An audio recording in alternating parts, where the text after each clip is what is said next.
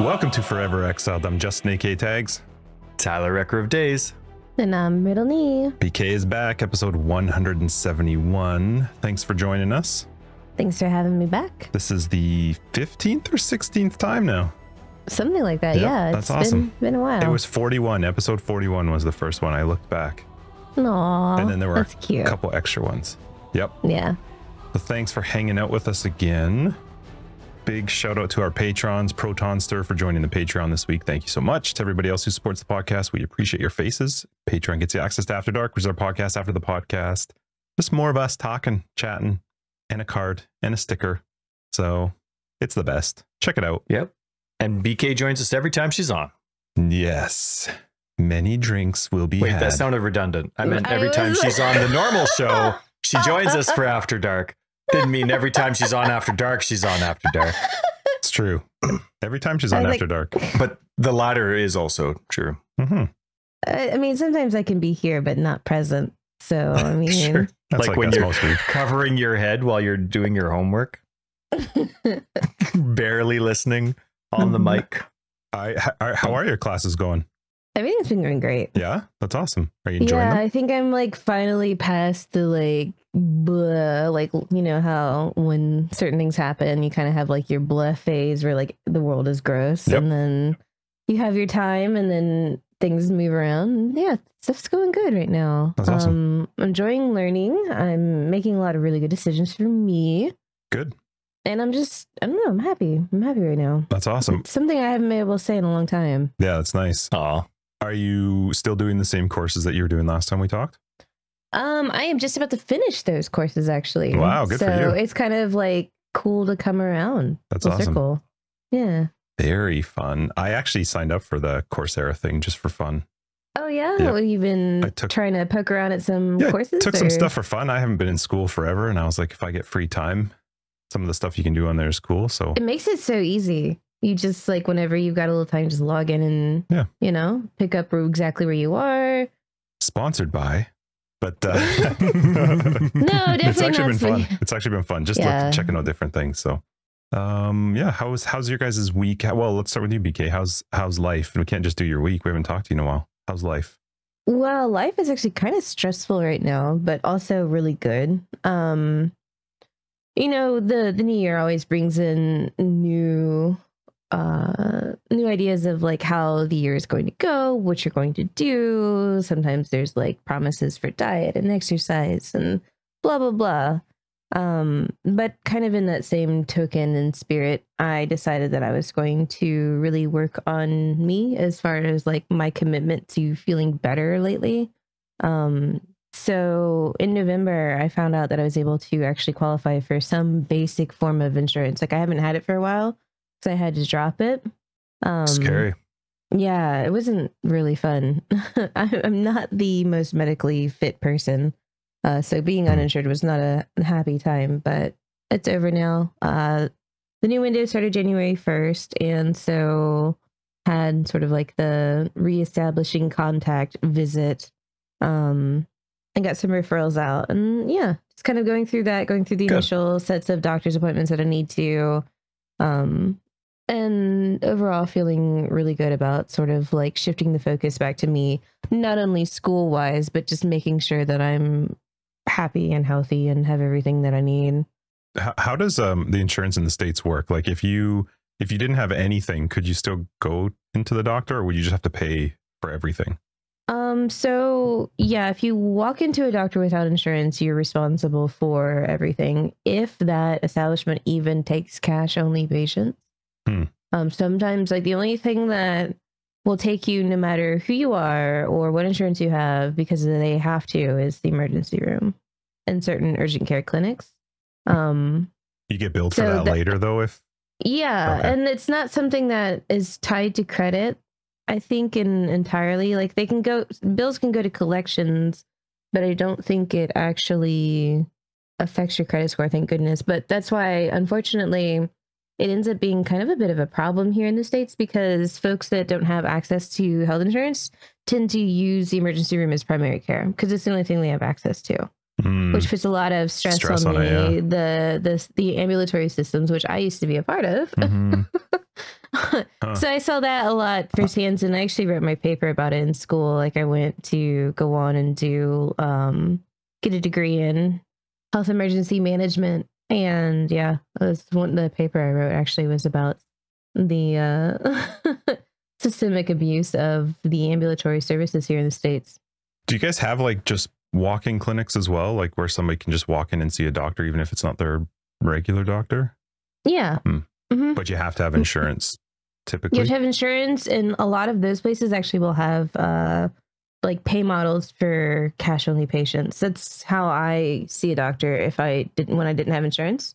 There's like a walk-in one, and it was like a $250 flat fee to be seen.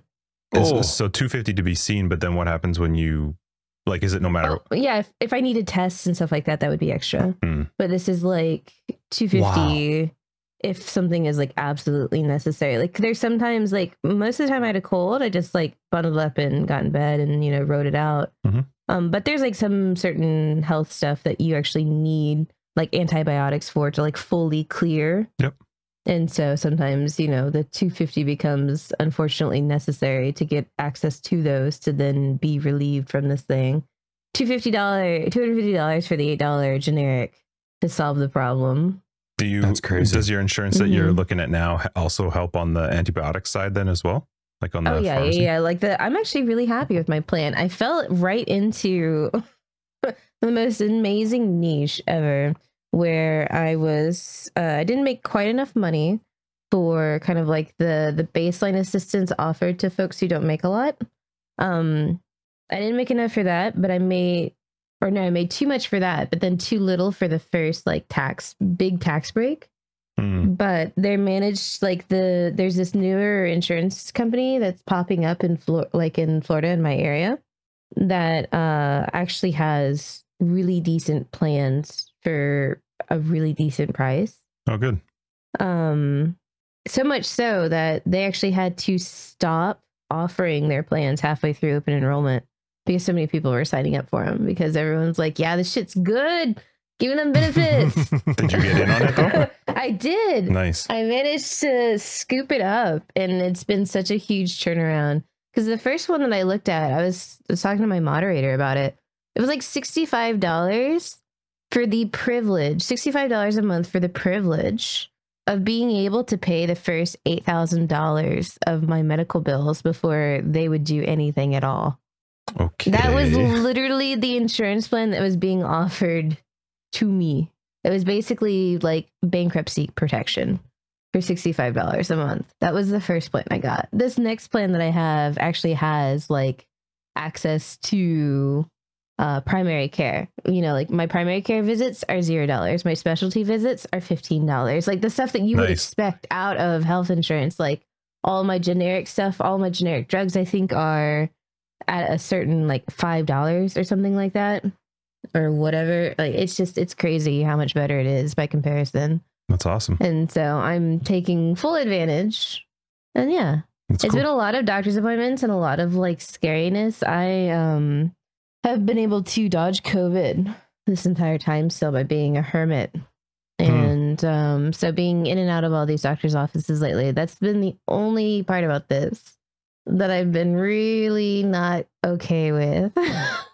It's typically six people in the doctor's office. Yeah, you look at me and I'm the person in the waiting room, like shoved in the corner, like mask on, head down, hiding behind like 3 magazines and 7 books, fortified behind them even. Yes. Good for you. Yeah. Get like the spray. Exactly. I've got like the Lysol spray cans. I'm dual wielding them. I've got like 2 more in like hip holsters. Just spray it ahead of you as you walk to like part the ways. That's right. That's right. Gonna disinfect the air in front of me. That is how cool I am. Well, that's cool. I'm glad you got it though. That's awesome. Yeah, it's exciting. Yeah, and I'm just really looking forward to all of the, you know, it's kind of messy work having bad health, but getting it managed again after it has not been for some time is going to feel really good. Yeah, that's awesome. Very cool. So what's the plan now with regards to the courses? Are there more you're taking? Do you have plans for more? Yes, there's more that I want to take. kind of when PoE dies down a little bit, I'm going to jump right back in there. I've been kind of preoccupied with these first couple of weeks of the new year with all of the different appointments and running around town and all that other kind of stuff. It takes me a little bit longer now. I don't have a car. So I have to do the Ubering around, and that's more people I have to expose myself to. It's unfortunate. I wish, Can they drive okay when you're doing the constant spray while they're driving? No, see, I have to do it in front of the car too, so they actually just leave me on the hood. Don't have any air coming in from the No. other side, right? Yeah, just sit on the hood and do it. You did some streaming when the league first came back out, right? Yeah, and I'm definitely going to get back into it. I need to spend some more time with the game. It's just like with all of these appointments and stuff kind of taking the precedence. And I forgot to mention surprise visit from my mother. Oh, that's nice. Wait, an actual surprise? An actual surprise visit. Like I had no idea that they were coming back after Christmas. Like I knew Christmas is going to be over in Texas, so I wasn't too worried about it. Like had a real chill, laid back Christmas. And then all of a sudden I get a text on like the 3rd and it's like, I'm back in town. Blah, blah, blah, blah, blah. And it's like, oh God, I was not, no, God, why? So she's staying with you? She's staying with you? Or? Thankfully not, but there's been a lot of like, required entertaining, cooking, catering to, and otherwise. Fun. Yeah. Hosting without them staying at your place, though. It's a lot of work. Yep. Well, good for you. 'Tis the season, I guess, hey? Yeah, I think it's just because did she bring her dogs? I don't know. Anyways, the usual That's how crazy reason, it was that you don't know. I don't know. Because they come over here and they don't bring the dogs over here when they come over here, just because it would be too many. Like, it's insane that I ended up with 4 dogs, but my parents did it voluntarily. Like, yeah, I understand. So yeah, like my mom they intentionally chose that life. Yeah, my mom went a bit mental after I finally went off to school and didn't come back. And then it was like dogs everywhere. That was the solution. Yeah, because whatever. But that's the main reason why like she's not staying here is because all the dogs are there too. So they're at my dad's. Like my dad is also kind of silly and insane, and his business is based locally, but they want to retire in Florida, and he doesn't want to give up his business quite yet. Like he's one of those like, so when are you going to retire? And he's like, soon. And that's been the last. That's been the last 5 years. When are you going to retire? Soon. Eventually. Soon. And so this man bought space next to his office where his like office building is and converted it into like a studio apartment and lives there. Wow. So they are there with all 4 dogs in the studio apartment, and I don't know. I think it's hilarious because I don't know whether I should feel insulted that she'd rather stay in a studio apartment with my dad and 2 dogs and all of his junk, or should I be relieved that I don't have to deal with it? Yeah, that one. That one. Mm-hmm. Yeah. Yeah. Especially if it's a surprise. Do you even know the duration? Like there's some things that need to be told. Well, tomorrow's her birthday, I think. God. Happy birthday, BK's mom. Happy birthday, BK's mom. Yes, tomorrow. Tomorrow is her birthday. And so I guess I just don't know why you would be here for your birthday instead of in Texas. Like this place sucks. Maybe she thinks Texas sucks. Maybe. Well, that's fun. So tomorrow is like today is just a lot of prep for tomorrow because tomorrow has to be perfect. And so today is doing the podcast, then going shopping, getting everything done, doing all like my prep work. Cause I don't know. I'm not normal. Okay. We think you're fantastic. For every person in my family, especially as I got older, like, and as all of us got older, like buying presents for your family means a lot different when you're 30 versus when you're 13, And so rather than buy presents for my siblings and parents' birthdays, I invented a dish for each of them that I make whenever I see them or on their birthday. Oh, cool. And so my mom's dish is a sausage that is like, it's a chicken apple Chardonnay sausage, and I do that with brie, golden raisins, and walnuts stuffed inside of a pork chop that's grilled. Okay. Yum. Huh. With these like special potatoes that are like German, or they're German based. I don't know. They're at this restaurant in Central Florida it's like a German restaurant. They're called Heaven and Earth potatoes, but they're like mashed potatoes, but they're mashed with apple and potato. Is like apples are in there and you boil it and mash it all together. And then it's got like sour cream and onion, a little bit of bacon. It's really good. Anyways, it's served over that. Do you base your decision That's like on her their thing. meal based on what they like, or are you just like, no, this fits you? This is like, well, it's both. It's a highlights trip because like the Heaven and Earth potatoes are there because like the German part of my like ancestry and hereditary stuff comes from her. So like that's why like the German stuff is there. And then she's always had a preference for pork, especially grilled pork over fried pork. So that's why she's got like a grilled stuffed pork chop. So it's kind of like both. And then she loves brie. So I guess, yeah, it's kind of like both. It's kind of like suits their personalities. And then it's also like stuff that they prefer. Fun. But cool yeah, idea. today, that was a very long-winded way of saying that today is full of preparation because I'm making that tomorrow. Oh, cool. Fun. For her birthday. Well, sorry to interrupt your day, but it's nice to have you. No. This is a great way to start my day. Just hang out with my friends, drink some coffee, make sure my grocery lists are up to date, and then you'll end it with talking with us again and drinking. Yeah. Well, I will be. I will be too. That's awesome. Save some for your morning coffee for tomorrow. I'll need it. I already have an edible picked out for tomorrow. Just to make it through. Very good. That's awesome. Cool. How's your week, Just? No, you go. My week was good. It was really busy. Played lots of Path of Exile.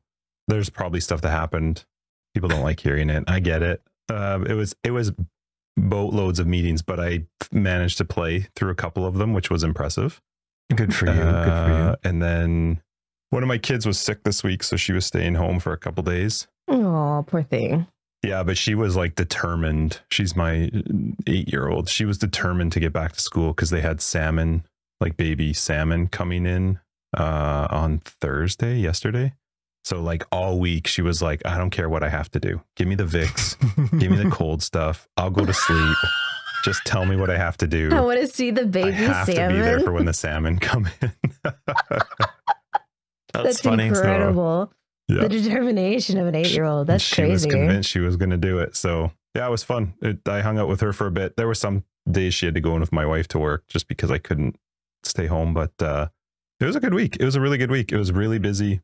A lot of stuff is actually kind of fun because it's a little bit more getting back into person, you know, like since the COVID stuff. So even work related stuff, we're getting back into more large size meetings with a lot of people. So it's kind of nice seeing people that you haven't seen in quite a long time. And yeah, otherwise it was a fine week. How about you? How's yours? Good. My in-laws who came over for Christmas, they just left for their vacation. So they don't live in town, right? And so they were staying with us. They came over just before Christmas. And so they were going to stay here for 3 weeks and then they were going to fly off to their vacations. So they just took off this morning. Cool. And then once their trip is done, they'll be back for maybe half a week. So haven't had a lot of chance to play because even though like they're fantastic guests, right? They're, you know, they'll help clean up. They have no expectations. They'd be fine if I came down and like, because the computer's downstairs, right? And all the living space for us is upstairs. And so they'd be fine if I came downstairs and played some PoE for a few hours while they're upstairs twiddling on their phone or knitting or whatever it is. But I also don't want to be that kind of host. So I did that a couple times throughout their tenure, but not every single night. And obviously I wanted to play PoE every night, but it was really nice to have them. And but I really didn't get much Path of Exile done. It was mostly just hosting and cleaning. And yeah, but it's been the good. holidays are, right? It kind of is. Yeah. So yeah, now we're mid-January. My son's birthday is, what day are we at today? A week away. Next week, yeah. And so, yeah, and my wife and I, we tried to, with the last few years before COVID, we realized that stores really just have a weird time restocking after Christmas. There's no rush. It's just whatever. Yeah, shelves are empty. I don't ever remember it ever being like that. But the couple years before COVID, it seemed like we couldn't get birthday gifts for Oliver. The stuff that he would be interested in, you know, like we wouldn't be able to be picky with gifts. We'd have to be like, I hope he likes this because this is all they have, type of thing. And so anyway, we always try the last few years, especially once COVID hit, because things got worse for supply and demand. But we started buying his Christmas gifts or birthday gifts with the Christmas gifts, and then we just hold them over for the extra month. And I don't know what happened, because I was pretty sure we were stocked for his birthday, and now there's like nothing. And we always make sure the kids get even Steven for Christmas. So I'm like, I don't know what happened, but gotta go out and find some stuff again, because, and we don't give lots. It's not a large, you know, they'll get maybe 4 gifts, maybe 5. 1 if I'm like replacing his Xbox controller, which is probably birthday gonna or for Christmas. Sorry, I probably mixed it up. For birthday. Okay. You do 4 about the gifts? same, maybe like, 3, maybe 5. Cool. It depends. Like if they're small, we'll maybe do 5. Sure. But if they're big ones, then we'll do like 1 big one and a couple small ones. Like kids hate getting clothes. Like you want to be excited about something, so we want to get them something they're excited about. But he's so intense when he plays video games. I'm thinking his gift is a new Xbox controller is probably just going to be his big annual gift every year, right? Like $70 for a new controller. So you get him one of the custom ones. We did, and it doesn't matter how custom it is. Yeah, that's like $110 with his name Oliver and all of his colors. He chooses his button colors and combos. Oh no! But well, I mean, when you're like now, his analog stick is just screwed, right? Like he can't even the menu. Like when he puts his controller down because he's got to go to the bathroom, and he pauses it, the menu's going like because it thinks the analog stick is always up. So it's well used. Right. That's good. Yeah, no, he's definitely into it. So anyway, yeah, his birthday's coming up, so we got to try and find some stuff, because I swear we were stuck. Maybe it's lost in the closet or something. That was something my mom always did. My dad was huge into trains, so we'd buy him like these nice decorative train plates or train this, train that. And his birthday was in November, but then, you know, Christmas is a month after that. And so she would hide one gift. She'd hide the gifts in her closet so that dad couldn't see it. But then, you know, she'd bring one out for his birthday. And then when it came to Christmas time, she's like, Tyler, you have to go out and find something. I can't find his gifts. Every year we lost his gifts. And then we would like, it was just kind of funny. And so all of a sudden he'd start getting gifts that we'd bought like 4 years ago, because we couldn't find the gifts that we bought this year, but we found the ones from a previous year. So I feel like we're starting that with Oliver. That's awesome. Yeah. Anyway, no, it's been good. Nothing uneventful. But it's been good. Cool. Back down to the nice, like 6 to 10 degree constant rain weather, which is exactly what winter's supposed to be like here. So it's nice and comfy. It's good.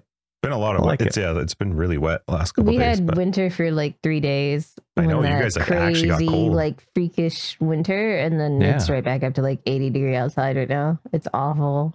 But things were all right for you. It wasn't nuts for you. Yeah, it wasn't that crazy. I mean, like killed everything in the garden, which I was actually like happy for. It killed my habanero plant, so I'm free. Yeah, because you had a lot, didn't you? Yeah.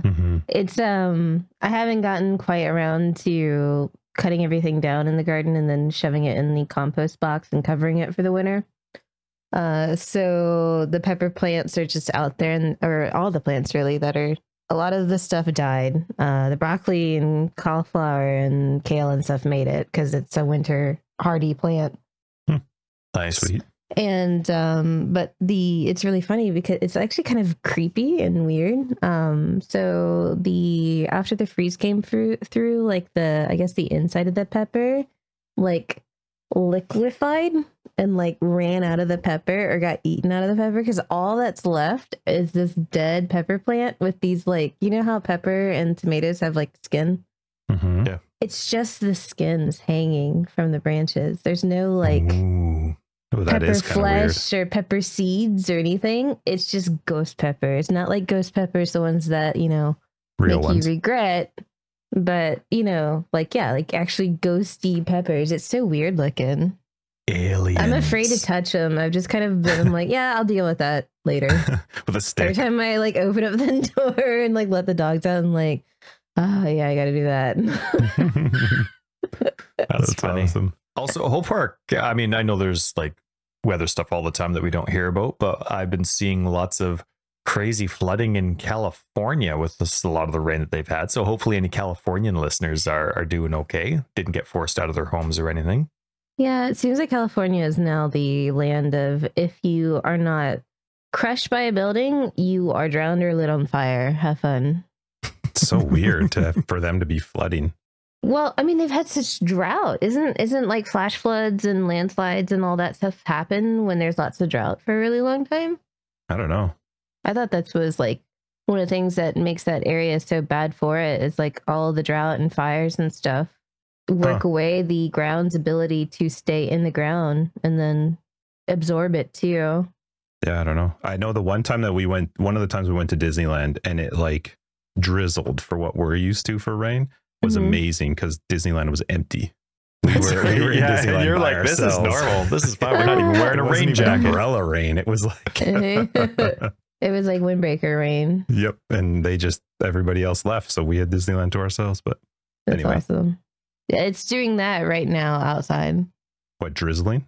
Yeah, doing that annoying, like, fuck, I don't know if I should put on a jacket rain, where you're like, it'll dry quickly, but like, if they stay out there too late, like, I don't want to be wet. But it's still warm too, right? Yeah, yeah. It's easier here because you put a jacket on because it's still. Yeah, here you can get away with it.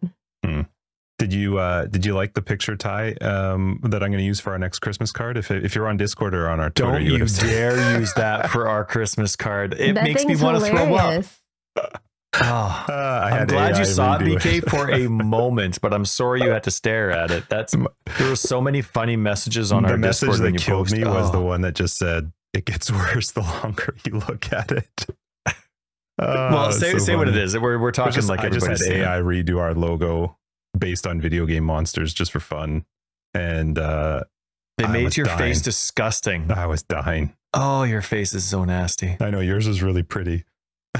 Well, it wasn't. It didn't make me want to puke.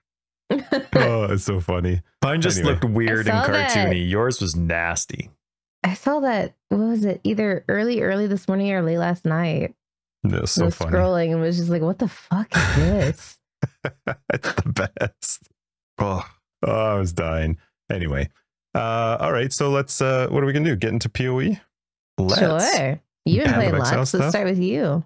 Well, do we undo this week in PoE? Is there much to cover, Ty? Yeah, you got a little bit. Well, I definitely want to shout out Suzu. One of our listeners had their div card interview, which was really awesome. Oh, cool. So it was Suzu 520 that we chit chat lots with in Global 2121 and on Discord. And so congrats for that post. And it was done really well too. I was very interested in it, excited. And I remember when I was going through, I got the tweet, right? Because that's the only thing I have Twitter for. And it was Suzu. And I'm like, no. And so then I had to go and he was about Arakaali's Fang. And I'm like, no, I know a Suzu that's into Arakaali's Fang. And so then I look and I double check. It says, hi, I'm Suzu 520. And then I go and I'm like, no, I'm pretty sure 520s are Suzu. And then I look in Discord. And so it was kind of cool. It took me like a few processes to be sure that it was, but it was. And so it was really the wedding gift.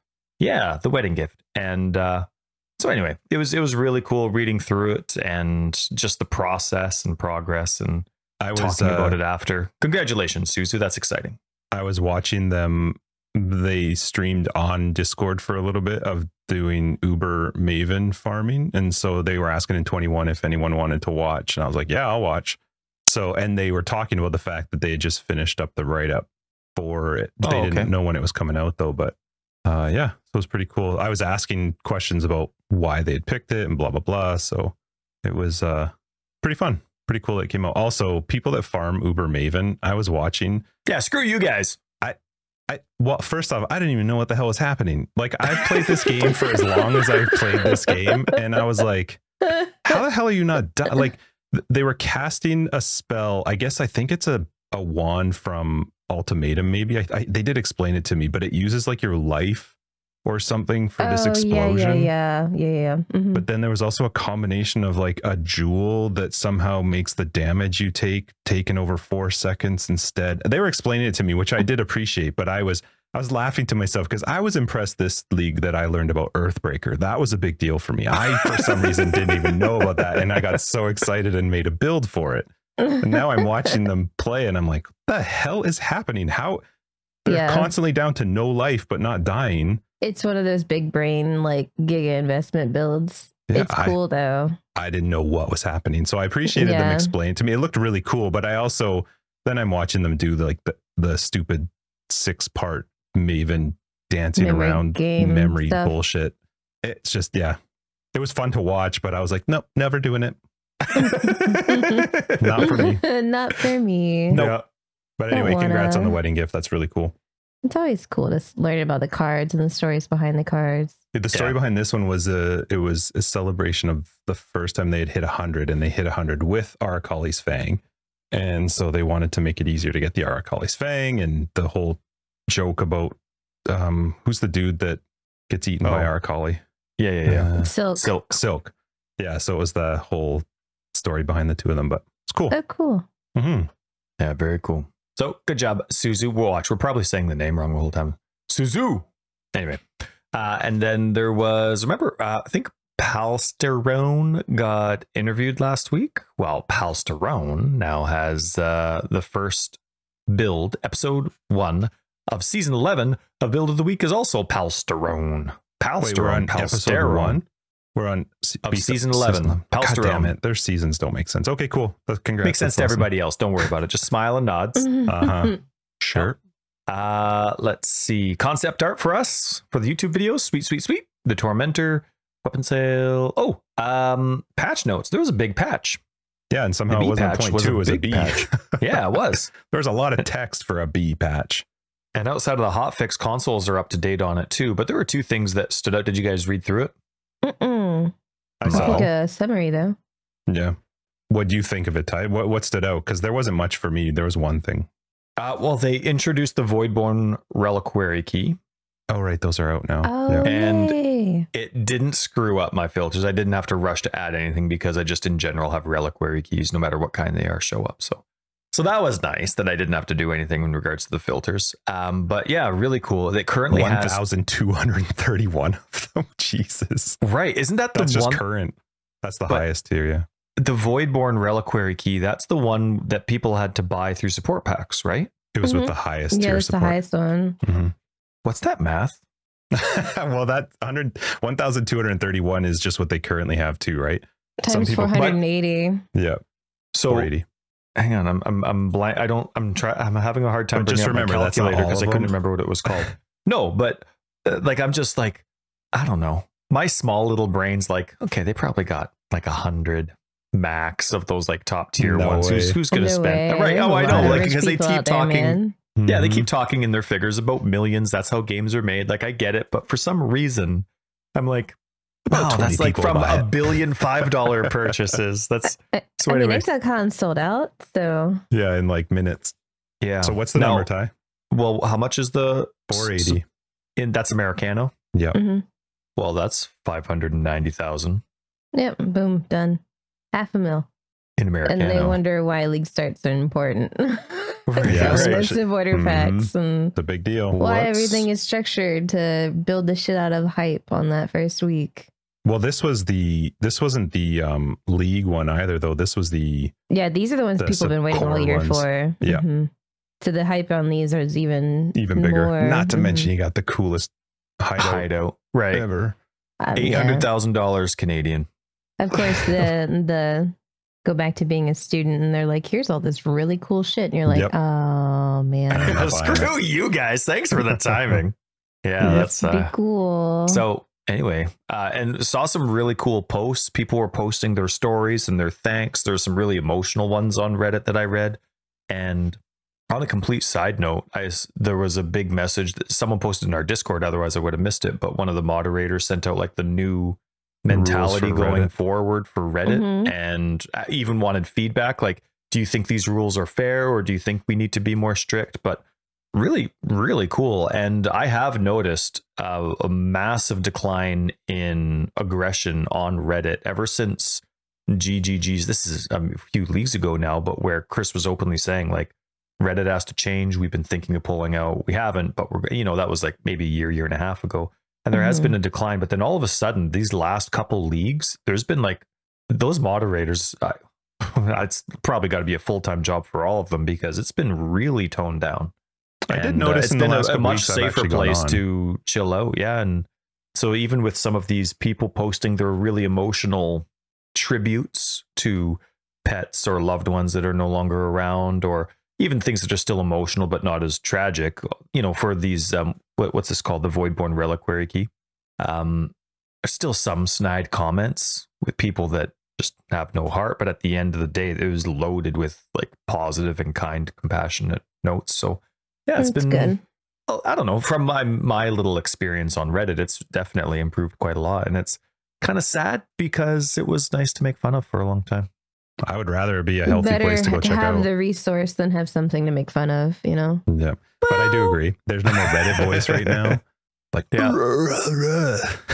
So yeah. I did see some though that made me laugh in the response to Reddit's new rules, and the one that made me laugh specifically because I didn't actually read that many, but because they want to crack down on just the outward negativity to be negative. Like not where it's constructive in any way. It's just to be negative. But yeah.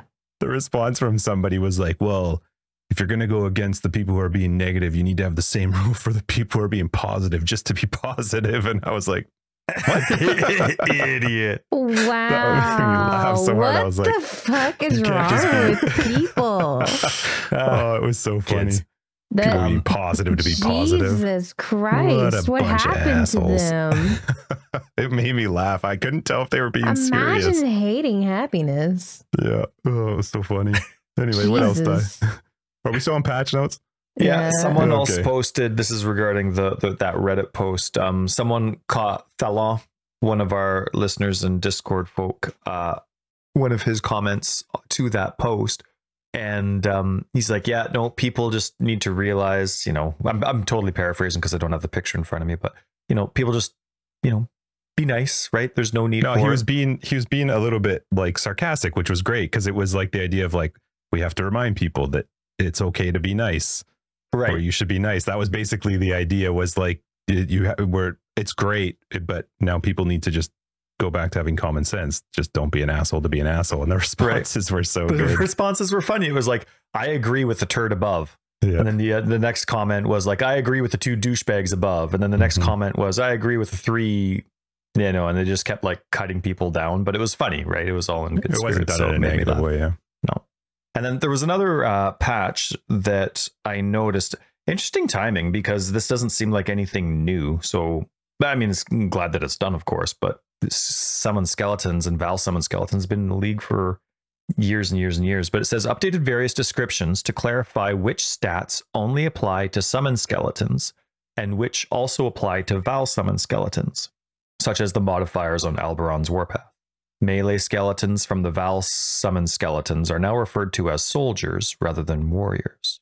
So I thought that was neat, because there's definitely a lot of circumstances in the game where you have to assume what's happening. And so that was, it's just neat that there's a section in there where they're kind of separating the two. Wonder what the difference between soldiers and warriors is, though. Like, I know they're saying melee and then the summon Val skeletons, but I don't know. Soldiers and warriors are now very specific terms, it seems. But anyway, that was kind of neat. See that get done. Specified. That makes me wonder if there's some ancestral rework going on in the background right now. That wording changed. Because, like, if you think about what they've wanted for a really long time is for people in Melee, what Melee has wanted for a really long time is to be free of the ancestral totems that you have to put up for your attack speed and damage. Yeah. And I wonder if they are going for like an ancestral warriors or ancestral protector sort of thing, like where instead of it being totem based, it's like maybe these warriors like help do damage as you do damage to buff your single target, but they're not a totem anymore. Because you still need that damage to be able for melee to be competitive, right? Like you can't just take that away without adding something. Yep. So I'm curious if this is like preparing for like a melee patch.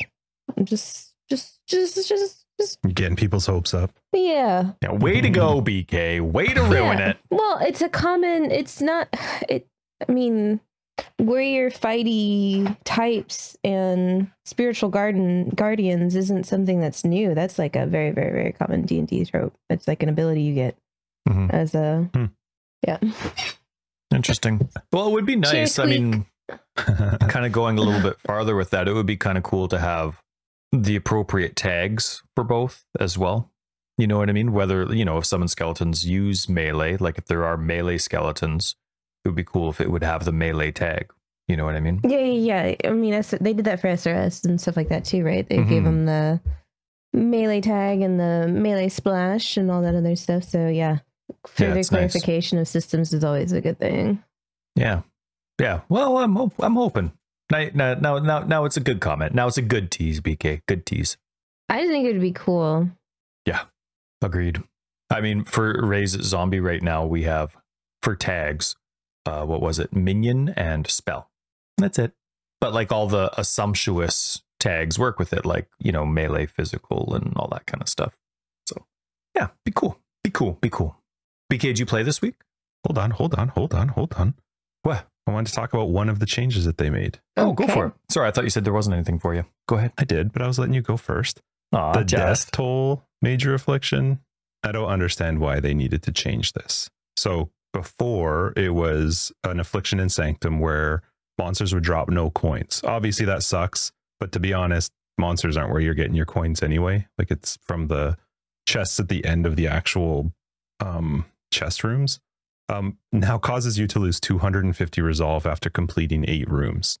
I don't really understand that losing 250 resolve after completing 8 rooms is a terrible affliction unless you get it on the 7th or further room in the 4th floor. Because to all of a sudden lose to it, because remember it's resolve, it's not resolve or inspiration, it's 250 resolve. I think a lot of people focus, at least, I mean, I know I do, and it's way easier to focus on inspiration than resolve. So to lose 250 flat resolve after completing 8 rooms would be a horrible. Yeah. I mean, it's a major affliction, so it's not like one of the minor ones, but I don't really understand. I don't know if they just realized that death toll, losing no coins, maybe, I mean, it didn't make sense. Death toll doesn't really make sense for them not to drop coins, but I don't know. I don't know how it works for challenges, but if that was one you had to get, that would suck. If you had to complete a sanctum with that affliction. Yeah.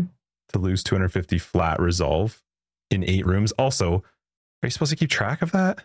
Like, I don't understand. After there's not many, I can't think of many afflictions where it's like there's ones where if you can go the next 2 rooms, you'll gain inspiration. I can't think of too many where they're like, this will happen in X amount of rooms.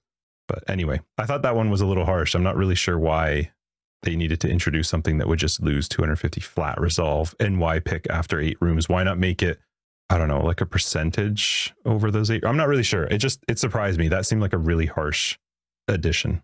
Well, hopefully you can highlight the infliction and it'll tell you how many rooms are left. Hopefully it tracks it for you.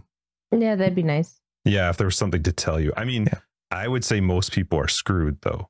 Because unless you have something that's gaining you max resolve when you use a fountain. Yeah, I was about to say, like, it's going to take a certain combination of relics to counterbalance it for sure. Right. Yeah. Like when I first started, before I was able to get inspiration, I had a lot of stuff that would give me max resolve when I used a fountain, so I could build it up. But even 250, that's quite a bit. So considering there's so many other stuff that like will reduce max resolve. Right. And a lot of times when you're playing with inspiration, it could even lower that value. Yeah. Yeah. Well, and when most of the time when you're playing with inspiration, you actually want those little handshaky guys to get like 25% or 50% less. Shaky guys. One handshaky boy. Just a single handshake. What are those things called? You know what they're talking. What I'm talking about? It's like the yellow hand and the purple hand. Yeah, what they're called. Pact. Yeah. So anyway, I just thought that was a harsh change. I hope. Thankfully it didn't affect existing Sanctum runs, because that would suck. Because if you're ever playing and you take one of the handshaky packs, You can just end your run if you have less than like 200 resolve, and you do the one that gives you like 200 inspiration for 200 resolve. It will your run just is over. Inspiration death, or sorry, resolve death. Yeah. So anyway, I just thought that was an interesting change. I wasn't really sure why and how they picked 250. That seemed like a lot. It is a lot. That's probably why they picked it. Million. That's it could have been 100, and that still would have been a lot. Yeah, proper challenge. I guess maybe, but then that what an RNG challenge, which I guess that's what a lot of them are. But yeah, like you have to find that affliction and have the right relics that are account bound to counteract it. Yeah, and RNG into the right other stuff from the store and packs and whatnot. This is an interesting one. Anyway, just get it all right, and don't lose resolve. Easy. Just have 250 resolve. Easy. 251 easy per floor. Yeah. Just have it. Yeah. Anyway, did you guys play this week?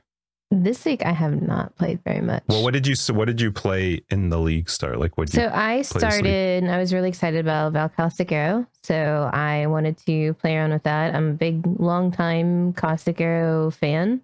Maybe not as famous as one Tarky boy, but I've played a lot of Caustic Arrow, and I really, really enjoy it. Like the Chaos Dot skills are kind of my jam. They've been my jam for a long time. And so, yeah, so Caustic Arrow ends up being something that seems really good utilization for mapping. It makes mapping even more comfy than normal. But it's not enough still to make the single target on a moderate budget anyways. Like the relative uptime isn't enough to make it good for bossing. Like there's still I'm doing a CA Toxic Rain build, using Toxic Rain for single target and boss damage. And then what was the big difference with Val? With Caustic Arrow version of it? So the Val version behaves as I don't know how to say it. It's a StarCraft 2 turn, but not even a StarCraft 2 turn because it exists in real life. But one of the heroes in StarCraft 2, Raynor, has what's known as like a Gauss penetrator round, where he shoots in a line and goes through every single enemy for the distance that it's allowed to go. It always pierces, and it does like whatever damage every single time it hits an enemy along that pathway. So Caustic Arrow shoots off an arrow for every arrow you have. So like LMP would create 3 instead of 1. It creates an arrow that goes for a certain amount of distance based on projectile distance speed. And every set X number of yards, it drops like a puddle, and it pierces always. So you make one long line basically of this Caustic Arrow dot based on projectile speed and other factors like AoE and how many projectiles you have and what sort of projectile behaviors are inherited. And it has, 2 charges, and it does a significant more damage. Like the number on the dot is very spicy, but like in a boss setting, it's not something that you're going to have a lot of uptime for. Not to mention, like every single boss just like fucks off all the time. Sure. You're like, what are you doing today? And it's like, I'm looking at my schedule. I have fuck off, fuck off, fuck off, fuck off, fuck off, and afternoon tea, and then I fuck off some more. Because that's all they do anymore. They don't stand still, which is, that's part of their design, because it got too easy with traps and mines to just explode bosses because they stand still all the time. But that makes things really bad for the design of something like Caustic Arrow, where you have to A, aim it, B, it goes down once every however long it takes you to regenerate those souls, and you can't move it after it's down, and it's a really long, thin line. And bosses move.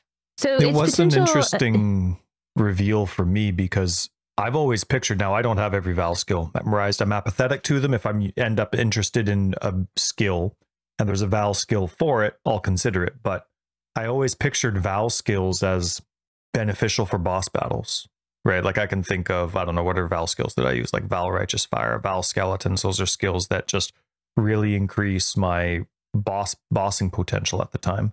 And when I saw the Val Caustic Arrow, I'm like, it's really cool to have, but it seemed like it was more of a mapping, It was definitely a bit of an odd one.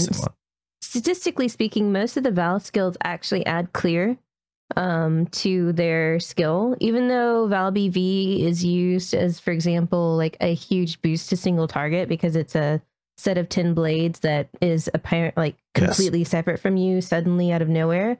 But the idea of that one still, even though it ends up being like a single target boost, is to aid and clear because it's independent of you, where AoE or like BV is a very self-centered skill because it's on player.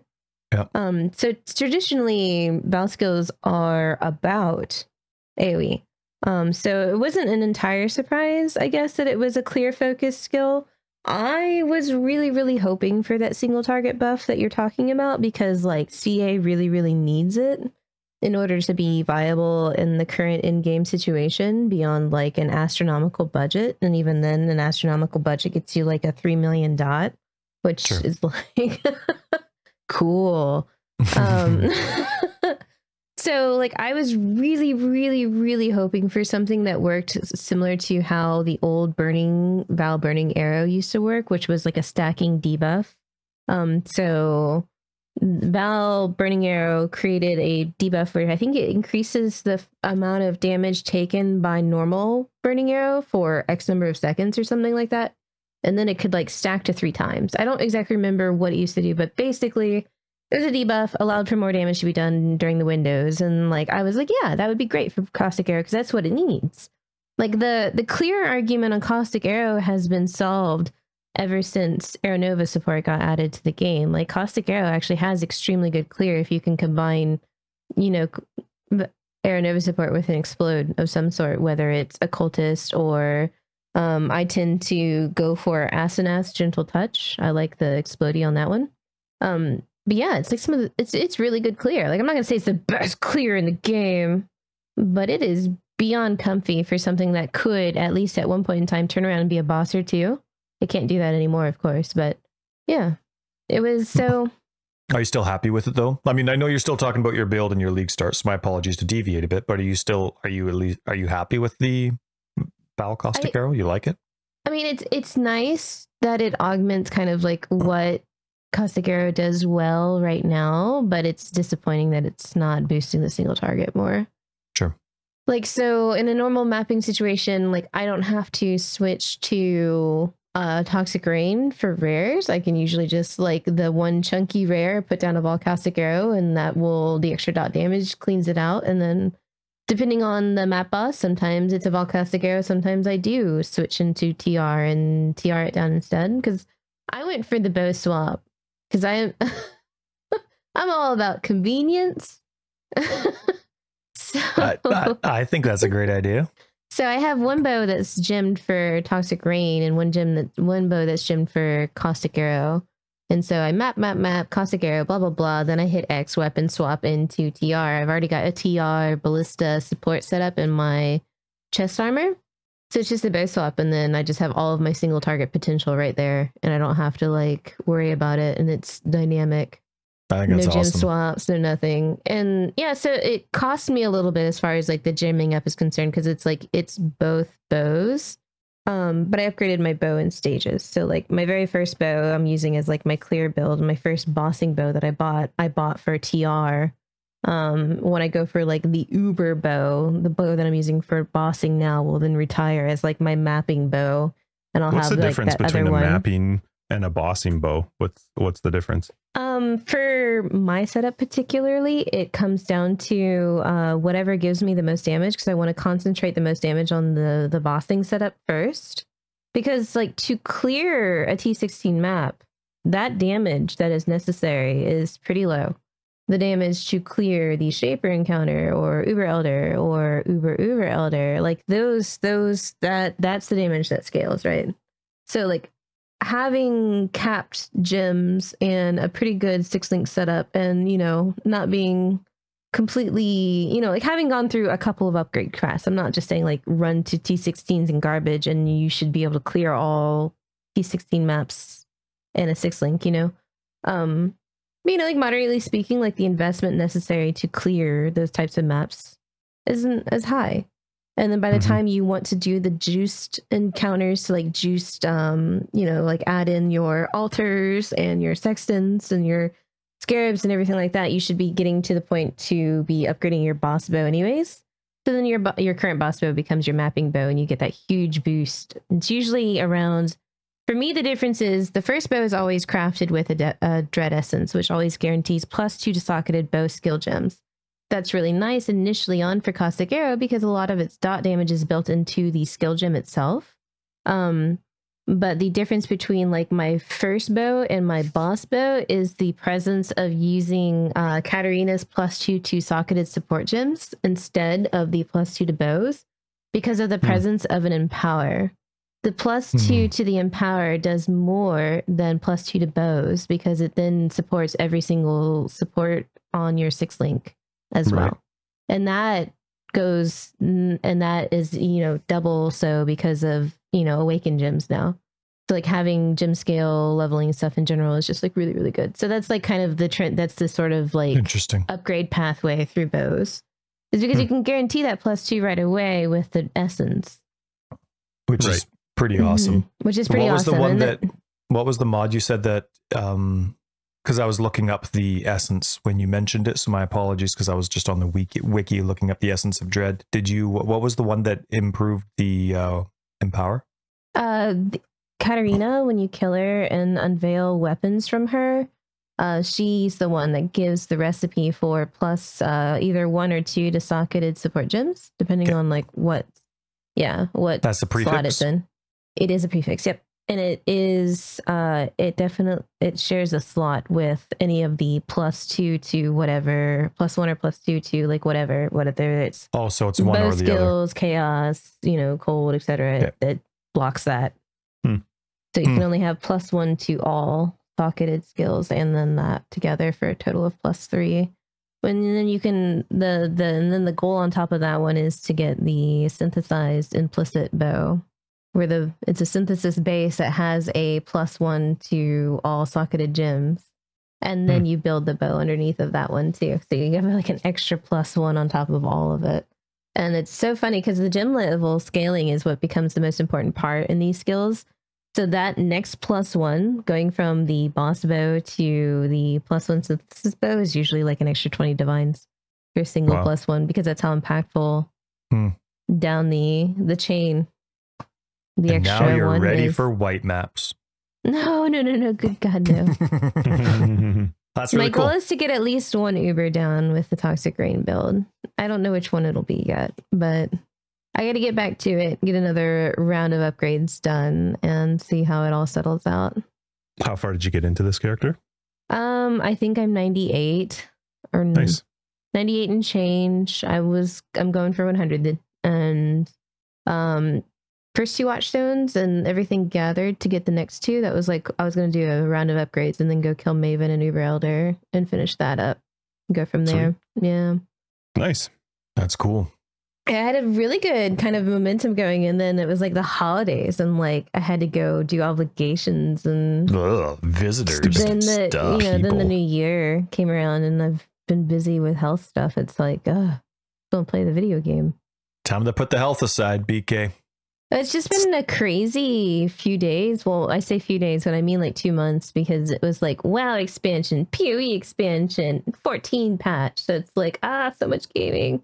Like there's so much I want to play in this like amount of time, and then like all the real life stuff happening at the same time. I'm like, guys, chill out. Space Come on. I got some video gaming to do. I don't have time now.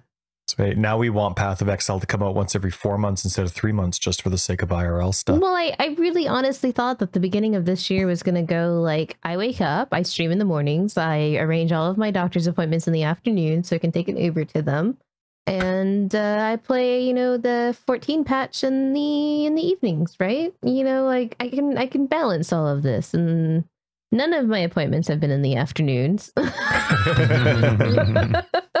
The 14 patch went precisely 0% the way I thought it would, and I've had no time for PoE. So it's like, great. Getting it done well. Well, still, I'm glad your league start went well. I guess. Mm-hmm. Yeah, cool. What about you, Ty? You been playing? I wanted to play a lot more. I got 5, maybe 6 hours in this week, which I guess is fine. Most of it was PC, so that I wasn't interrupting company upstairs, because that's where I said, our living space for the most part, TVs, all that kind of stuff is upstairs. So I played downstairs, played on console, and that's my Reaper build where I didn't invest in survivability.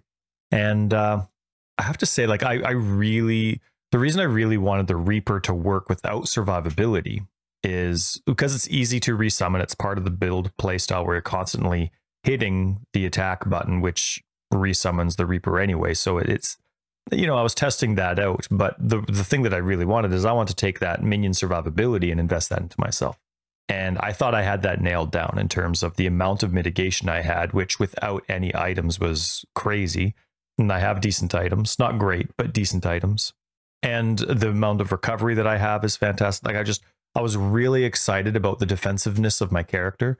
And I am surviving in situations where probably my other builds would, outside of my Righteous Fire character, they would probably die and I would have been fine. That's just how that build would work.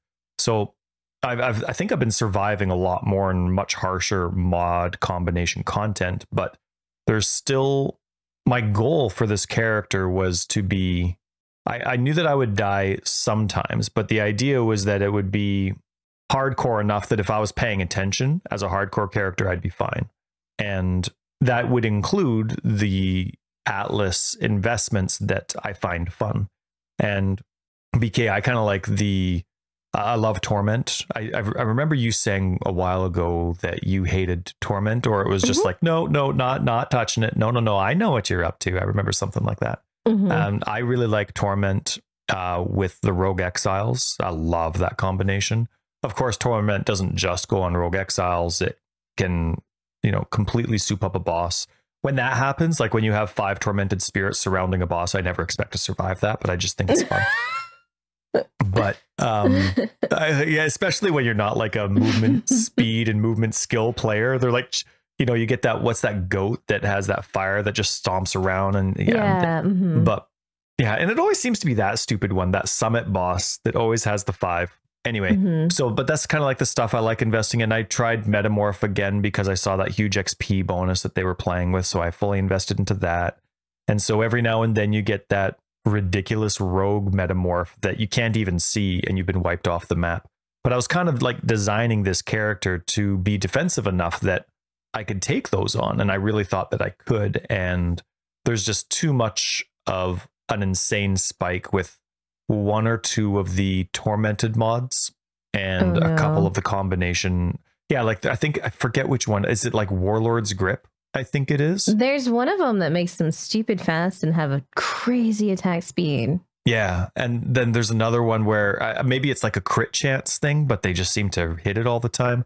Then there's with the rogue Metamorphs, they can be tormented as well. And obviously sometimes, because you can't see those mods, sometimes it's just absolutely stupid. So when you have Torment and then you also have Metamorph, the enemies that you kill, you'll have the tormented mods on the Metamorph body parts as you're choosing them. And so I'm assuming as a rogue Metamorph, it's combining the possibility of all that together. So there's some times where I just, like, I don't even know what's happening. I can't see it. I see the rogue Metamorph icon on my mini map, but I've never even seen what it looks like. Granted, you can never tell because it always looks like a shifting blob anyway. But so anyway, my point is I really wanted this no investment into survivability for the Reaper to work because it was all on me. And I really thought that this was just defense max character outside of being a jug. And I'm still dying in those circumstances that I was really hoping to be challenging on. You know what I mean? Like if I was paying attention on this rogue Metamorph, or if I had better items that to make my Reaper stronger, maybe the boss rogue exiles that show up that are fully tormented. I was like hoping like it would be a battle and like, sure, I'd die, but I'd actually be able to dance around and make it fun. And there's just some circumstances where it's not working. It's still just poop dead. And I really feel like I have the proper investment in tree and skills. And so I was kind of disappointed with that. So I'm kind of been in my head playing with the idea that, well, maybe it's time to start theory crafting away from this idea. Maybe, like I've always been defense first, like 75% defense and recovery, and then 25% offense. Maybe it's time to just completely mix that up and just clear faster, die less just because of all the offense, which I really hate doing. But I don't know. I was really disappointed the defensiveness of the character didn't work out. And I was hoping that my offense would be the weak point, and then it would just be one of those high-end investments to make it work. And then I would just really have a difficult time dying. So yeah, I don't know. So part of my theory crafting now in my head is like, okay, if I'm going to just completely forego minion survivability, but they're not surviving enough, to me in my head, right, this is how my minion brain works, there's one option, and that's minion instability. And from that point forward, I'm like, okay, so now from this point forward, because, you know, obviously I think in absolutes. So from this point forward, all my minion builds are going to be fire-based, right? Obviously, because, you know, I'm starting to think, okay, well, if I want all that defensive investment, I'm fine if my minions die. Which minion skills are fine, are easy to use when the minion dies, easy to re-res or keep casting, and minion instability. Okay, so it's way over there on the tree. How can I incorporate that? So that's kind of where my mind's been going with it. But yeah, it was kind of a disappointing. I mean, again, I only put in maybe 6 hours into the build off and on throughout the week, but it was a little bit disappointing. I mean, the base game is easy, right? Like the bosses are like this build. I'm very happy with it in terms of the base content, like clear speed on crazy corrupted maps and bossing. Like that's all fine. It's just I wanted those more peak encounters, like I was saying with Torment and Rogues and Rogue Metamorphs. I wanted that to be a little bit more less WTF moments, I guess you could say. So yeah. But I also posted 2 things. Oh, go ahead. Do you know what's killing you? Like, do you know specifically which boss it is, or which I wouldn't give up on it quite yet, and I would actually get like Scratchpad, whether it's like a old envelope or something like that, and keep it next to your keyboard. I wouldn't give it up on it quite yet, because I feel like it's just one thing that's killing you, but you're encountering it enough that it's laying you out. Like, because here's an example of me kind of making a similar sort of discovery about defenses. I was convinced I had the toughest character in the world. I copied a very popular build. This is when I was a brand new like person playing the game. Copied a very, very popular build. Had armor, you know, molten shell, good defenses. I had cap block. And then it was like, you know, I could face tank Minotaur, but I got laid out by like a T6 something boss. Like it was, I think, Ramparts or something like that. It was basically an elemental type boss. It was like the little lightning elemental. He laid me out flat because like I, in all of my double checking and checking, forgot spell block. I was also a brand new player at the time, so like spell block means a lot more to me now than it did at the time. But that's when I understood that it's like you can do all these things, but there can still be one tiny little link. Not that spell block's a tiny little link, but the fact is, like, I didn't consider elemental damage at that point in time, and that was like a big awakening moment for me. So I think, like, if you take scratch paper and you just write down like how you're dying, you'll either identify which of the rogue like tormented spirits it is that's killing you. If it's a particular rogue exile with a particular, because then you can take that information, you can go to the PoE DB and like look up the abilities of the rogue exile or the black boss or the ghost even, and like figure out how that combination of stuff is working to kill you. Because if it's, maybe you are getting hit by like that crazy errant crit that is like literally one-shotting you through all of your defenses, because like your mitigation, you have mitigation against, you have like block and armor and max res, but like you have no crit mitigation. So crits can still come in for more than your life total is. So like maybe you focus on crits. Maybe it's a matter of focusing on your recovery. Maybe the attack speed from the little ghosty boy is making the boss attack at a rate that your recovery can't sustain anymore. So maybe it's just a recovery problem, you know? Like, I think you can figure it out. I wouldn't give up on it yet. I think it's just like one little thing that you can cover your ass on and it'll come together. Maybe. I'll give it a shot. I appreciate it. I got my little notepad here. Actually, it's upstairs because I was doing some filter brainstorming. But because it can be hard to see, but you can kind of mouse over. Like, so if the boss lays you out and he's ghosted, or like the rogue exile lays you out and he's ghosted, if they stay on screen, you can still mouse over them when you're dead, and you can at least have the controller. So a lot of the times there's when you're other dead? stuff in the way. Yeah, so I can aim, or you know, like the circle with my analog stick, and I can try and aim. So sometimes, I mean, like it's Path of Exile. So sometimes, obviously, I'm not going to be able to focus on which one or know which one, or there's going to be 2 rogue exiles. Yeah, but yeah, I get your point. And Mm-hmm. I mean, if I record enough of it, I'll find some consistency, I'm sure. So it's a good point. No, it's just Outside of the rogue every death is a metamorphs, which are lesson, every mistake is an opportunity. Yeah. So I think it's just like one thing, kind of like how like I have my super build, but it was like, oh, elemental damage exists. It's like I think it's either a point, either your recovery is getting completely overwhelmed and you just need to like boost that recovery rate, or perhaps like summoner builds in general suck at recovery because like it's not you leeching, right? So you can't get leech. And then, you know, you have to spend a lot of points and minion stuff. So you can't put a lot of points into your recovery to like boost your, you know, vitality or something else to try and make up for it. And then like you're left with like potions. And sometimes a lot of the potion scaling stuff. Regen. Yeah. And so like I can see a situation where like your recovery is just completely overwhelmed. It may be something as if you're using like sword and board, like you might need to get some life recovery on block on a shield. So maybe it's time to look at shaper shields and see if you can find that. If you're using a shield, if you're using a staff, I think there's a recovery node for staves now. Like there's some options. It's just a matter of identifying what it is and kind of building around it. And I think it'll be much better. Damage recouped on life is a really nice one too. I like that new mod they added a couple of leagues ago.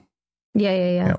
One thing that I added, I know a lot of people disagree with it, but I have petrified blood on the build. And the reason for that, of course, is because I'm slow. I'm slow with reaction. I'm slow with all of it. Yeah, and you want to stagger out that damage. Right. Petrified blood gives me the opportunity to slowly hit my life flask and I'm not dead. And then it brings me back up. And so I have 49. I'm gypped myself 1% of life because, of course, petrified blood gives you that 1% or gives you 50%. And so I'm down to 49% with my life reservation. And a couple times I get one shot, and those are the rogue tormented bodyguards. But almost all the time, I think I've only been one shot, maybe 2 or 3 times this league. And petrified blood's been really good in that regard. Yeah. But I know a lot of people are against it just because of the idea of having your life. I like it though. And I mean, come on, claws on your life. Can't beat that. So yeah, no, I appreciate it. I'll take more looks into it for sure. I wouldn't give up, especially if you like everything else about the build except this problem not working out. I'm still torn on the prospect of how often I have to summon my Reaper. Oh, okay, gotcha. Yeah, you know, like with this, without any minion survivability, or like it's a 6-second cooldown to summon the Reaper again, I think it is. And 6 or 4 seconds. She dies before the 6 seconds? Instantly. Like when you're doing essences, right? Good. I mean, all that crazy dot, like that's just insane. I mean, fully invested zombie build with full minion survivability. My zombies barely have a chance with the amount of vortexes that are being laid down. Now, again, though, my goal is to be able to invest in these mechanics and enjoy them and fight and have a good time. So sometimes just with some of the essence combinations, with not investing at all in essence, fully invested in stagnant character, or it's not stagnant, but like a permanent minion character like zombies, they're dying to some of these essences. So fully invested in, it's a lot crazier, especially of course when you've got quite a few of those mods that are doubled up on those rare rolls. So it's so there's just some fights where I'm like, I gotta try and run away because my Reaper's dead as soon as I summon it. So that's the other part of it. I'm still bouncing back and forth between if it's worth having minion survivability or not for some of these skills anyway, some of them. Yeah. But yeah, no, I appreciate it. I'll bring that notepad down and I'll get scribbling. Okay. Yeah. Is it a forever exiled notepad? It is a forever exiled notepad. It's fantastic. Yeah, it's awesome. And then I had 2 posts. I said, I wish that there was a way to not need to resummon minions when applying Eldritch currency. Like if I had like specters in my helmet or something, and then I was using Eldritch currency on it, it would unsocket it. Some of the comments were, well, yeah, just go to your town. And I'm like, well, yeah, but I'd like it, to be able to do it in my hideout too, which is where crafting normally takes place. So, but anyway, so I had a little post about that. Finish the lab as well. If you're going to enchant something that's got a minion on it, you're like, well, my specters. And it is pretty annoying that way. So it would be nice if there was a way for them to make it a little bit more user friendly, as opposed to needing the user to dance around the system.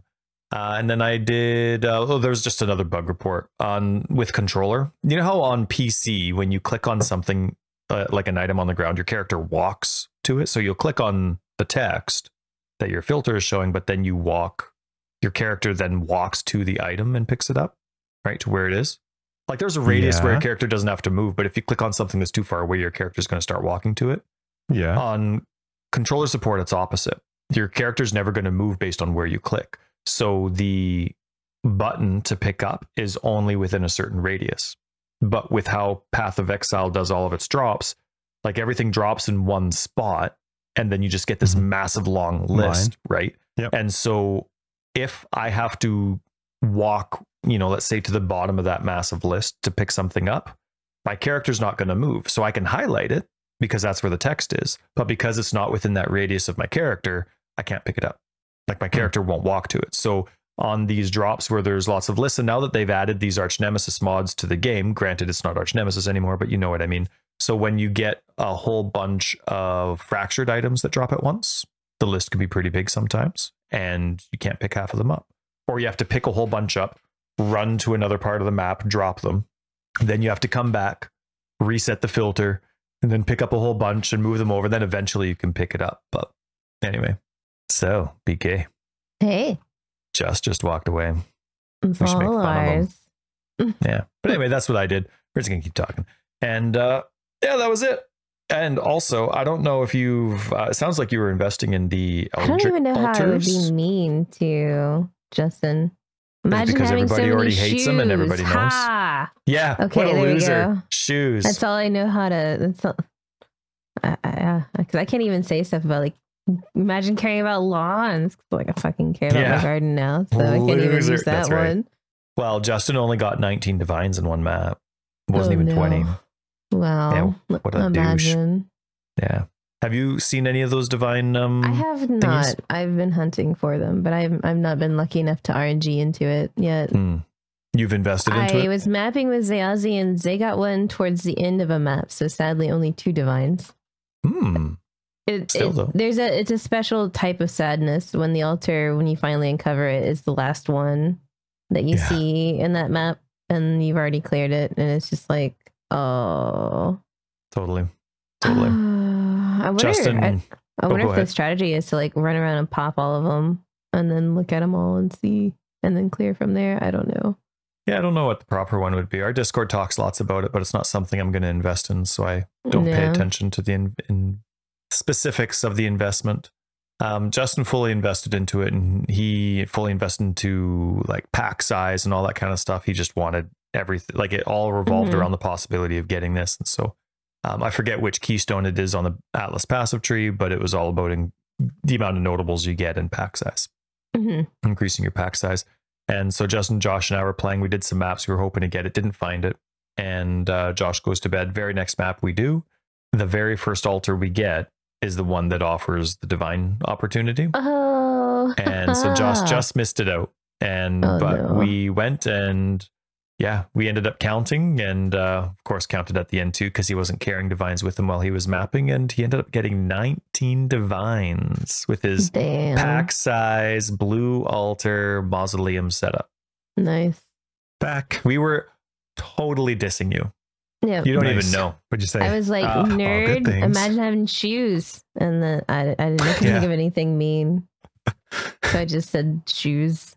She said a whole bunch of racist things towards you, that's for sure. I'll make sure I take them out.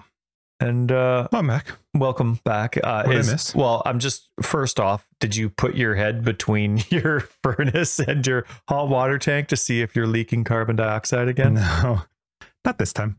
No, like friggin' crows were attacking one of the... Oh, the vents, the laundry vents? Vents up there? Yeah, it sounded like, I don't know. I thought I could not figure out what the hell was happening. And I was like, what the heck is that noise? And so then I'm walking through my house trying to figure it out. And I'm like, because we've had the whirlybirds at the top, like where one's gotten loose and then it wiggles. And I'm like, is it one of those? So I've got my shoes on. It's pissing rain right now. Like absolutely good timing, rain. So I go outside and I'm looking and I see these 3 dickhead crows up there, like beating on it. So I'm like trying to find stuff to throw at them. Anyway, That's funny. We have that. We used to have that issue. I had to change just the out of my furnace, the cover for my furnace. Sorry, for the laundry, not the laundry chute, but the laundry vent out back, because we would have a woodpecker. This one woodpecker would keep coming back. Yeah, we tried to make our house its own. Oh my! And it was so loud. I can't do it's always loud. At like 5 in the morning. Or when you're recording. Yeah. Anyway. Yeah, like right now. Bunch of jerks. Anyway, no, I was just bringing up our 19 divine run that we did. Yeah, I've had 2 divine shrines so far this league. One gave me 19 and one gave me 16. Nice. No big deal. I haven't seen one since then, so I think it might be broken. Obviously, it's a glitch. So really, the 19 one that we did at the beginning of the week, that was the last one you've seen? Yep. And you've kept your Atlas passive tree set up? I switched to red Atlas or altars for a little bit just to see what I thought of it, but I don't like it as much as the blue. Okay. So can you tell BK what you're set? I mean, maybe it's common for people to do, but can you mention what it is? Because I don't describe it with. As far as the strategy, what we're talking about right now? Yeah. Or do you already know what I mean? It's just a matter of taking, like, so the way the Atlas passive tree is set up, like you can really go to like one side or the other, is typically like you pick stuff, and generally speaking, a casual approach to the Atlas passive tree, of course, is to pick the things you like and then pick the boss that's on the side of the things that you like and try and pile everything up on one side so there's less traveling, and huzzah. But this one focuses around going to the Eldritch horror ones for Eater of Worlds. So it's on the right side, blue side. So it's mostly just about fishing up these crazy opportunities for lots of divines by RNGing into the right altars. Yep, you just gotta get lucky. Yep. Lucky with the right one. So, yeah, I've done all right. I've heard some people haven't seen them at all. The divine shrines. Losers. Just play more and be better. Obviously. I'm a little sad that, after we had this big like loot goblin thing, with the whole like you have to have the combination of the mods and get an MF Kohler to come in and blow everything up, that like what we got following the restoration of the patch from loot goblin stuff is another loot goblin to hunt. That's the only thing I don't like about it. Like the only thing, yeah, you're not wrong, but I don't think there's anything that changes it once you do find it. It's obviously like chance to find it, which was the same idea, but you can still just continue to play versus before where you'd want to be figuring out your gear or bringing somebody in. Yeah, there's less, I will agree, 100% less map interruption. I don't know, I just feel like it's healthier, and maybe this is just me projecting my own opinion onto the player base though. So I could be completely wrong here, but I think that ignorance is bliss in this regard. And I think, I don't know. I feel like it should be on both. If it's going to be on one, it should be on both. Because like the last thing... It is. It can show up on the red altars, I think. I didn't think it could. Yeah, I thought it was blue altars only. I'm pretty sure it can. The benefit, though, with the blue side is because of the way you set your altars up, you get a higher percentage increased quantity and rarity on the blue side. Mm-hmm. So okay, that makes sense. I thought it was a blue only thing. That shows how much I fucking don't know right now about PoE. I think it can show up on both. Okay, I thought it was a blue only. Well, I you don't taught have me any about the complaints essence about it of then. dread, so that's cool. If it was forced to just blue, yeah, you're right. Yeah, that would suck. I mean, if it was, yeah, my opinion at the time, being informed that it was a blue only thing or thinking that it was a blue only thing, was just that like it should be on both so that people aren't punished for taking one boss or the other. Totally. Like they've done a really good job about, especially like the handshake jewels, where like you need both jewels from each boss to get the like they've done a lot of really good things in supporting the boss loot from those two, that just like giving one a divine shrine and not the other. It's just like like why go through all the habit of trying to balance their drops so that they both stay relevant? Yeah. if you were looking for just raw currency, red is way better, way better, but you have the benefit on the blue side of being able to massively increase that quantity and rarity because of the change to in the one node that increases the value of whatever the modifier. Yeah, you be. have a better upside or something like that. Increased effective upsides, I think is what it is. But you get an extra upside on the red side. So you can definitely get more raw currency on the red side. But once you have a decent amount of raw currency, then blue tends to be a bit better. The worst part about both of them for me, red is I hate some of its downsides. Like hate them. I hate the meteor one. I hate I had to swap my to not affected by burning ground just to deal with the one that drops burning ground because the damage was so strong. Dot damage is so strong for enemies. And then on the blue side, the friggin' spitters, oh my god, they can just like destroy me if I don't see them fast enough. So but I actually find the downsides to blue are much less worrisome. The only one that sucks is percentage less regen per endurance charge, just because I'm playing with endurance charges. But other than that, I can do fine on them. So yeah. Cool. I tried to switch my RF guy out. I tried to change tags, the RF character I had. I wanted to try something that was more focused on bosses, like to maybe do Ubers, like try something like that. Yeah. So I tried to, because he was already a jug, he was 96, I think 96 or 97.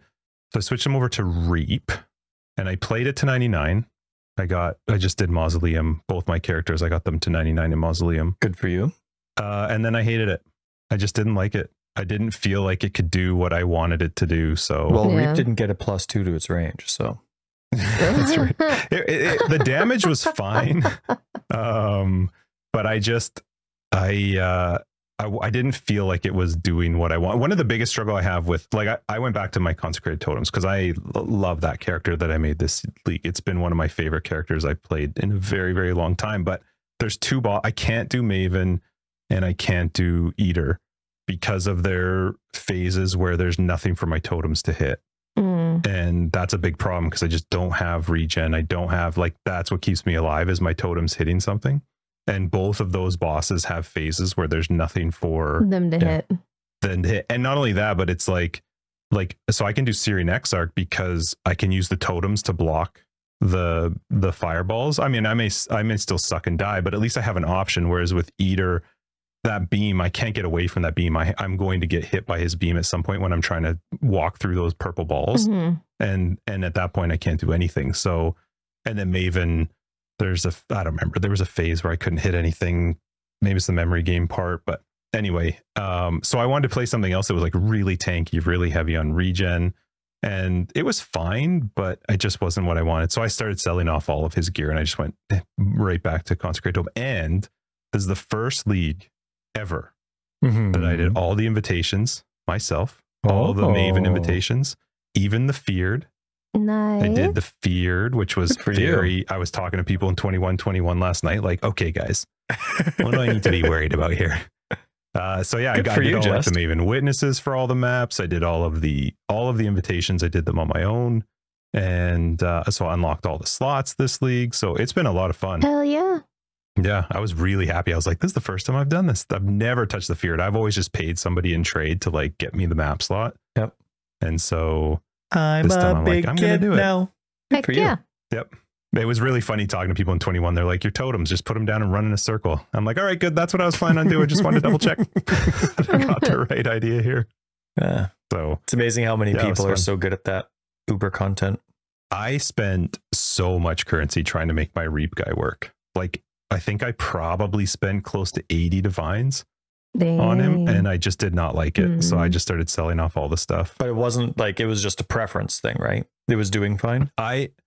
Well, the thing is, I would like to attempt some Uber bosses, and I think I can probably do some of the Ubers with my consecrated totem. Well, I mean, I've already done, I've done Uber Elder, but that's not the Uber version of them. But as long as my totems have a way to hit something, most stuff I can live through. I kind of stole some of my stuff for Reap and put it onto my consecrated totems guy. I don't know if it's actually benefiting me at all. Like, I put my Progenesis onto him, which is helpful on big hits. But there's just, My idea when I look at a build that is going to be tanky that does damage is I want to sit through anything. I want to, you know, and I know it's not super realistic, but Right. I want to be able to not be stressed out when a shaper beam comes, or when you're doing Uber and there's like 400 balls flying at you. Like, I want something that feels safe, even if the fight might take me a little bit longer.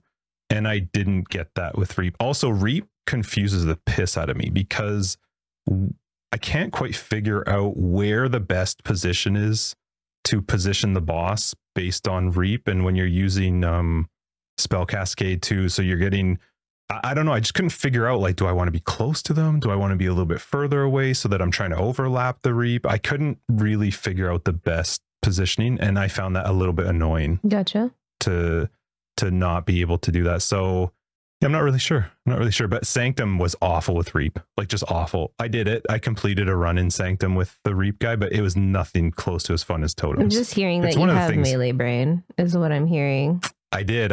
When I saw melee brain is I don't want to do anything but hit thing until it dead. Yeah.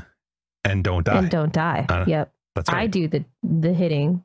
I don't do the die. Well, finding out about Earthbreaker this league is sad that I just found out about it. But I messaged Tyler when I was trying to figure out what I wanted to play, and I was looking through some different ideas. He was spooging. Playing with some of the skills. I was like, did you know that there is a skill that makes a totem out of a slam skill? So that was a really big eye opener for me. I had so much fun trying to build out this character, and this character has completely morphed from what I had originally planned, because then I had all this currency, so I started buying the forbidden jewels, and I was playing with timeless jewels, and found a calculator online that a guy told me about, so you can actually like figure out what sort of timeless jewel you want. And so it's been a really fun character. I think maybe that's why I lean more towards the consecrated one too, is because that was my guy. I didn't like your look baby. at anything. You made that up. Yeah, I started, he changed around. The Reap one I did look online because I was like, well, what could do bosses? So I thought, I've already got the Jug, and I get that there's people that do Reap, but I've never been the type to look at like a YouTube video and be like, oh, that's the build I want to play. I did that this time, and I realized why I'm not good at doing that, because I sometimes take what people say as gospel. And that's not, I think a lot of times when you're looking at builds online, they're not always, it's not that people are dishonest. They're certainly not dishonest. It's just that like you have to match a very specific set of items and setup to be able to do what some people do.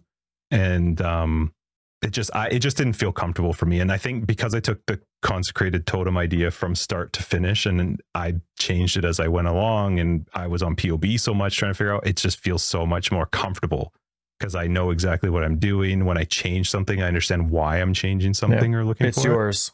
Yeah, the difference is that person's putting a guide out, feeling how you feel about your build, about that thing.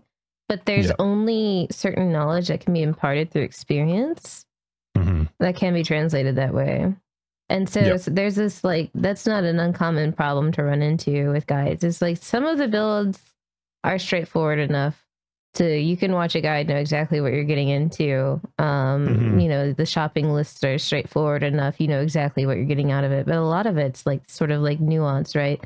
Little decisions made here and there for comfort or preference or whatever that might not translate over to another person playing the build, because like maybe they don't have the same problems with certain parts of the build, or, you know, maybe dying doesn't matter as much to them, or maybe dying matters more. Yeah, it's all sorts of stuff. Yeah, so I went back to my consecrated totems. I'm having so much fun playing it. It's so much easier to do sanctums with it. I can fly through the mausoleums. I timed it because I was out of curiosity, like, what's my time difference to complete a map? Because I was debating whether I wanted to level from 99 to 100, which I've decided I don't, because dying is just awful, especially it's just something stupid. Or dying at 99 is pain. No, I've done it so many times. I get to 10%. I'm like, oh, I'm doing all right. And then gone. Like, well, there's 2.5 hours. So I've just decided I'm staying at 99. The only thing is I get one more endurance charge if I hit 100. Yeah, it's big though. And I'm like, it's such a nice one. So you have all the monies. Just go do 5-day rotations. I might just do the 5 ways. Exactly. Just go buy it, dude. Yeah. Now that I've started selling off all my gear, I have a lot of it again. And I was talking to Josh, who is done with the league because he has to go on do stuff for his work. He's going to be away for a bit. So he was asking me if I wanted his poison SRS gear, so I might. Ooh, yeah, I've been curious about try that too. a poison SRS. Yeah, I he loved it. He played it. He was like, the only thing that sucks is I can't give you any of the stuff off my animated guardian because I'm not allowed to have that back. But he spent a fortune on his. We did a lot of mapping and made a lot of currency together. But he can't give you the gem. The gem doesn't have the gear though. Yeah, it's like a per use thing. Like when you summon that guardian, it's like a session ID tag almost. Like it's yours. You. That's your the skill guardian. gets worse and worse over time. The more I learn about it. Your guardian wears those pants, but their guardian may not wear those pants.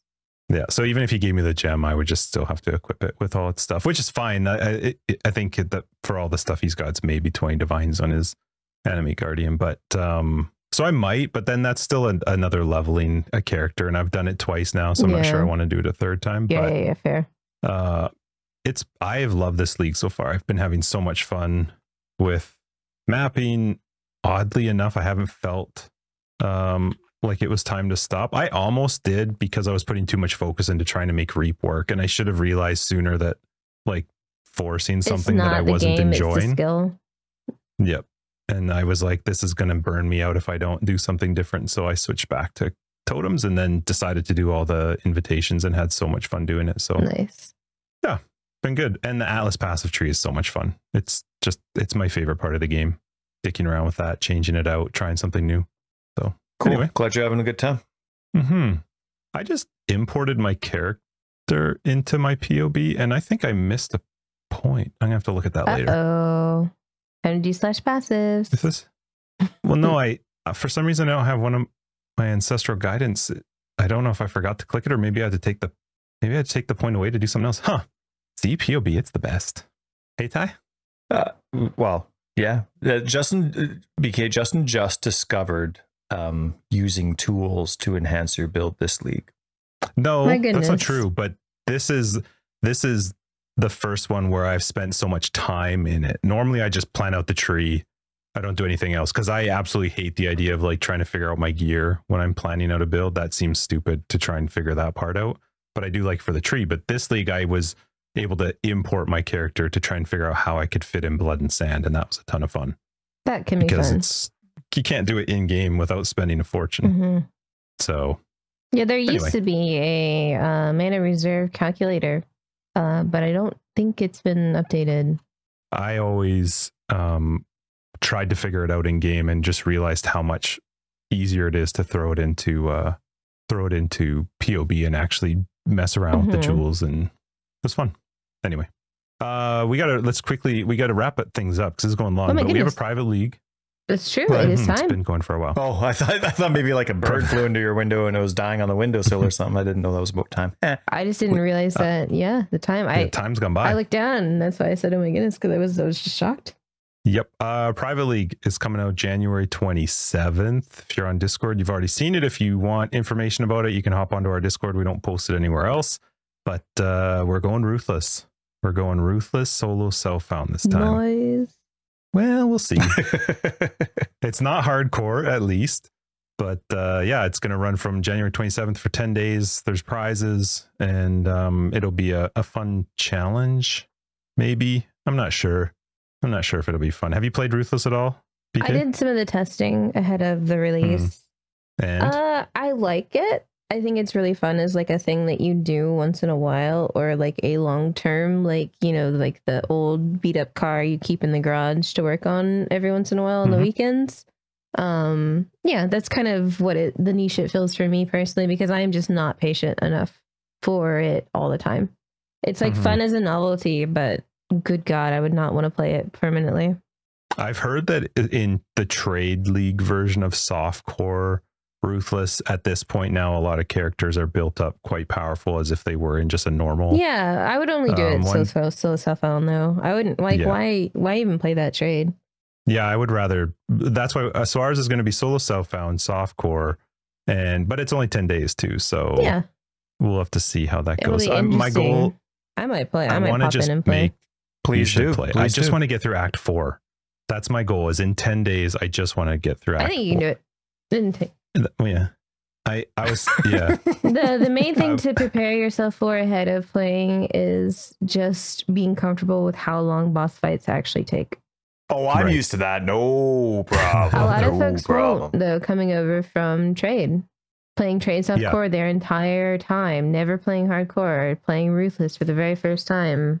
They're gonna, that's gonna be it's gonna be tough. And I didn't know that you only get 3 ascendancies. So you only get 6 points, not 8. There's no way to get the 8, that you only get 6. Yeah, I mean, we got to wrap this up, but I have some stuff to talk about that in After Dark, because I had a funny conversation with Rishi actually about our private league and playing in Ruthless. So I'll save that for After Dark. But yeah, it should be fun. January 27th, if you want to find information, just hop on our Discord, and it'll be under announcements, and you can join up there for free and have some fun with us. Should be a good time. Are we good? We can wrap this up. Jesus. So. I wonder what this will be edited. Anyway, Forever Exiled, Justin aka Tags, Tyler Wrecker of Days, and I'm Brittleknee. BK, thanks so much for joining us again. That was awesome. Thanks for having me back, even though I'm hardly relevant anymore. No, your information will be always relevant. Your information will be down below as well. Big news though, before we go. I got my one dog pet bed that's shaped like a banana. I saw your Twitter for that. It's really big news. Everyone needs to know that. Okay, but bye now. Are the other 3 not jealous? They are incredibly jealous of the banana, but he's in his banana right now. That's why I needed to make sure everyone knew. He loves his banana. At the very end. Yep. He's in the banana. Let's see. We've got more information down below. Oh no, hold on. Patrons will see you in After Dark. Everybody else will see you next week in 172. If you're looking for more information, it's down below. We got a website, foreverexiled.com. We're on Twitter, foreverexiled82. We have a Discord, which is a ton of fun. Make sure you're a part of it. And Patreons and other ways to support podcasts are also down below on our website. Bye. Bye. See ya.